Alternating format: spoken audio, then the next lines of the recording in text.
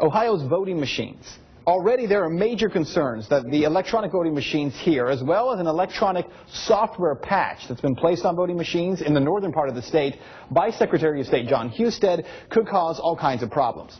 According to the Free Press, Election Systems and Solutions, ES&S, they installed software patches that will affect 4,041,000 registered voters, including those in metropolitan Columbus and Cleveland.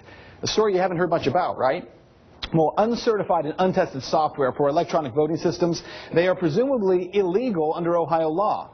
All election systems, hardware and software, it has to be tested and certified by the state before being put into use, according to Ohio's revised code 3506.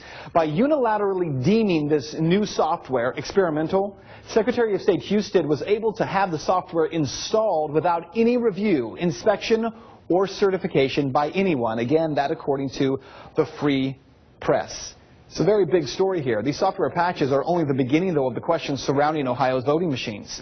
One of the most surprising revelations is how closely Governor Mitt Romney is connected to the machines being used right here in Hamilton County.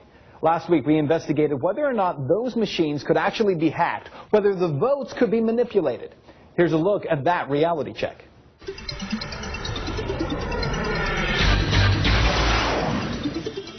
2012 could be the most unique presidential election in history in at least one respect.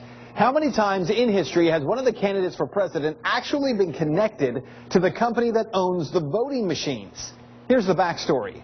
Hart InterCivic is an Austin-based voting machine company, and its clients include Hamilton County, Ohio, which administers elections here in Cincinnati. In fact, Hamilton County is only one of 2 counties in the entire state that use Hart InterCivic. The other is Williams County. It's in the northwestern part of the state, a very small county. Hamilton County, though, is very important. Hamilton County, which went to Obama in 2008 and Bush in 2004, is believed that it could be the one that decides the winner of Ohio. And Ohio, more than any other state, will likely decide the presidency. Hart has had voting machines in Hamilton County since 2007. So suffice to say, Hamilton County is really, really important. So how do the voting machines play here? The Ohio website Free Press has reported a key investor in Hart is HIG Capital.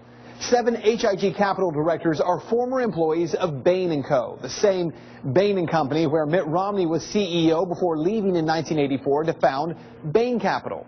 So definitely some connections there. But according to Salon.com, HIG Capital has gone even further, contributing $338,000 to the Romney campaign this year. More importantly, they announced their investment in Hart, the voting machine company, a month after Romney formally entered the presidential race. 4 HIG executives have been identified as Romney bundlers by the independent watchdog group, the SunlightFoundation. Okay, so clearly HIG Capital are Romney supporters, and they became major investors after Romney announced his bid for president. But even if they wanted to, could Hart InterCivic actually tamper with the voting results? Well, actually, they might be able to. In 2007, when Hart and 2 other voting machine companies began providing services in Ohio, the Secretary of State's office conducted a study called Everest to determine just how trustworthy the machines are. And here's what they found about Hart. Quote, the researchers concluded that virtually every ballot, vote, election result, and audit log is, quote, forgeable and otherwise manipulatable by an attacker with even brief access to the voting systems. Now, there's a long list of problems with Hart machines, too long for this report, but researchers also found that the Hart voting system violates, they say, a basic isolation tenet of security engineering. Compromise of a single precinct provides materials to compromise any precinct and the election headquarters.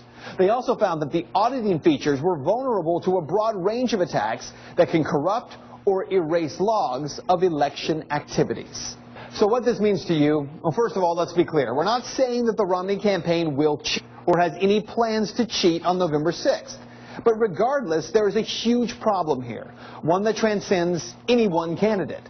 And the answer to that problem is transparency, a written record of every vote cast, a hard copy record, one that can't be changed by hackers or by software companies, one that can be verified and then recounted easily and clearly after the election.